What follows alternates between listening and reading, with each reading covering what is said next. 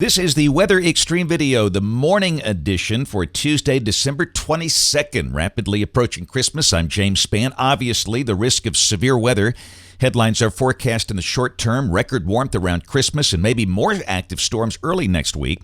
So much to talk about. Let's walk you through this, and we'll answer all your questions. We'll start with the water vapor satellite view early this morning as the day begins. The subtropical jet stream is in place. That is a river of moisture coming in from the Pacific. Produced a lot of rain across the state last night, but as the day begins, the radar is relatively quiet. That was the radar at 5:09. And understand, today it's not going to rain all day. In fact, I would suggest a decent part of the day will be dry, but late this afternoon and tonight we'll start to see showers increasing again. It is very mild to start the day. As expected, temperatures have been slowly rising overnight. Birmingham 63, Dothan at 67. There's a cold front near Memphis. Notice that Little Rock is at 44, Tulsa 33, but that cold front has no hope of pushing through here. That stays well to the west of the state. We stay mild through early next week. If you're traveling, this is the watch warning map today. And understand, it's not warm everywhere. In the west, it is cold and snowy. Got winter storm warnings for the mountains of Colorado and New Mexico and Utah, up into parts of Wyoming, Montana, Idaho, Washington, Oregon, the Sierra Nevadas, and California. Near the Canadian border, winter storm warnings in effect for parts of North Dakota and Minnesota. Across the southern states, very dense fog across parts of southeast Texas and Louisiana. That includes Houston and New Orleans. There's a flash flood watch for the southeastern tip of Alabama down around Dothan. Much of Georgia under a flash flood watch, but the rest of the east is quiet. Now, this is the severe weather outlook today. We have the standard slight risk for places like Dallas-Fort Worth, Shreveport, Texarkana, up to Fort Smith, Arkansas. A marginal risk extends all the way over to near Apalachicola and Tallahassee. That marginal risk includes Mobile and Dothan, Gulf Shores, Panama City Beach, Pensacola. Some of the storms there later today or tonight could be pretty strong, but obviously tomorrow is the day we're focused on. This is the outlook for tomorrow and tomorrow night. The marginal risk, and again, all of this has been expanded, and we obviously expected this. The marginal risk now is as far north as Chicago. The standard slight risk as far north as Indianapolis, and that slight risk covers the Gulf Coast from west of New Orleans over to Panama City Beach. In our state, there is an enhanced risk that's north of a line from near Reform to Birmingham to Scottsboro. And that is where the best combination of shear and instability will be. And again, we'll have to watch that zone carefully. But please understand, all other counties in the state under the standard slight risk, and slight can be kind of a misleading term, but that's been used for years, and that's just the standard risk. And then the marginal risk, of course, surrounds that. This is the possibility of severe weather within 25 miles of a given point, and the probabilities are up to 30% in that enhancement, and that's a pretty high number. Understand a tornado's, a small event, and so that's pretty significant, and we'll obviously walk you through this here in just a second and go through the timing and everything. And then understand now, day 3, this is Christmas Eve, Thursday, we have a marginal risk for a pretty good chunk of the state.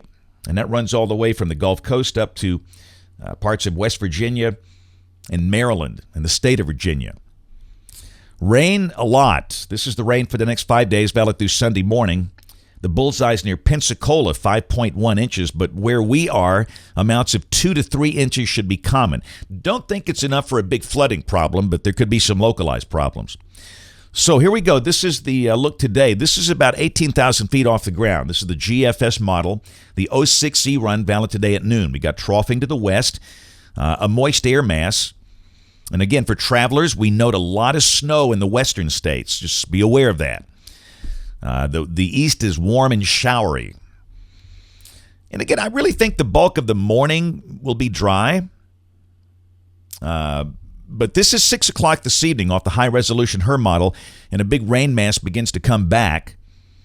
So understand that showers will be increasing late this afternoon and tonight. We don't expect any severe weather for the northern half of the state with this. The severe weather threat will be down south, and again, it's marginal. So this is the day tomorrow, noon, 985 millibar low near Des Moines, Iowa. And we're clearly in the warm sector. So let's take a look at some of the severe weather parameters. First off, this is the instability, the buoyancy of the air, the ability of air parcels to rise freely. The product is called CAPE, convective available potential energy, and the numbers are really ramping up. We see CAPE values in excess of 2,500 joules per kilogram down over South Alabama and even over the northern counties of the state. The instability is about 1,800 joules. So that is very, very sufficient for severe weather in the cool season here in December. But let me just say this, too. This is not unusual. People act like this shouldn't be happening at Christmas. This is the core of the late fall tornado season. November, December. We have had tornadoes in this period all throughout recorded history. This is not unusual. This is to be expected. It's just been so quiet for so long, we just forget about this. This is an interesting map. This is, number one, it shows the instability. The CAPE is the colored areas, and those yellow shades, those are CAPE values up to 2,000 joules per kilogram. Very unstable air, valid at 6 o'clock tomorrow evening. In those wind barbs, the red, that's near the surface, and then it veers with direction up to about 18,000 feet. And this is showing that we have a lot of helicity, and that is one of the ingredients for the possibility of tornadoes. And really, we've got that at all stations statewide.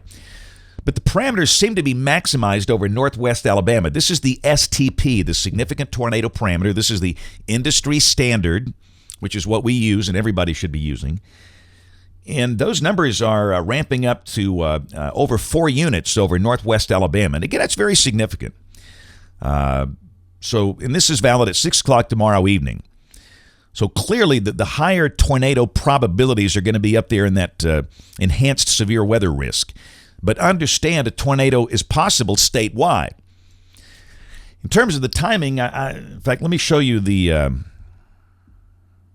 output here of the 1 kilometer NAM. This is valid tomorrow evening at 6 o'clock. And you can see we've got these cellular storms to start with. And number two, there's no convection near the Gulf Coast to block the inflow. That's one thing that can help us, that can help mitigate severe weather. You've got a big mass of storms on the Gulf Coast. There's nothing down there.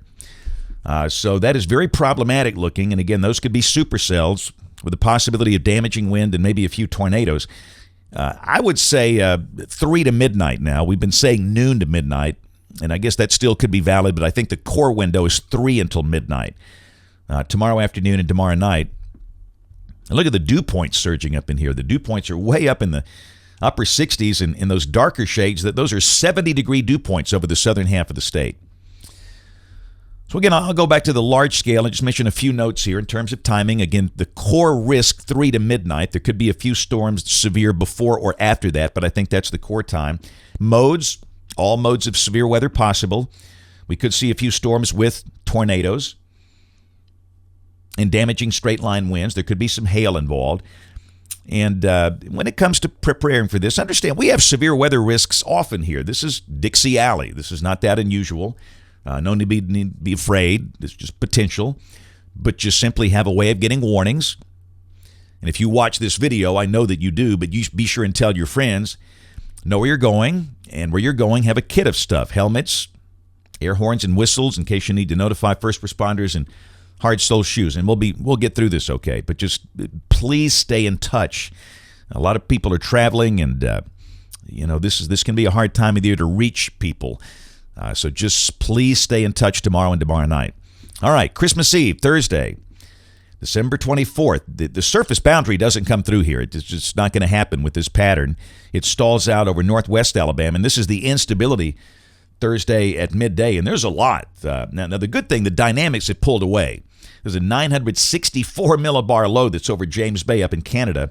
But still, with those kind of numbers, there could be a few strong storms on Thursday over the southern two-thirds of the state. So for about Interstate 59 south, there is a marginal severe weather risk. I don't think we have any tornadoes in this pattern, but maybe a severe storm with strong winds. So just be aware of that on Christmas Eve. Now, Christmas Day, the front begins to move north as a warm front, and there's no risk of severe weather and just showers around. And temperatures very close to record levels. We'll be in the mid-70s on Thursday and Friday. The record high for Christmas Eve is 77, set in 1964. And yes, it has been in the 70s at Christmas before on 7 occasions since 1900.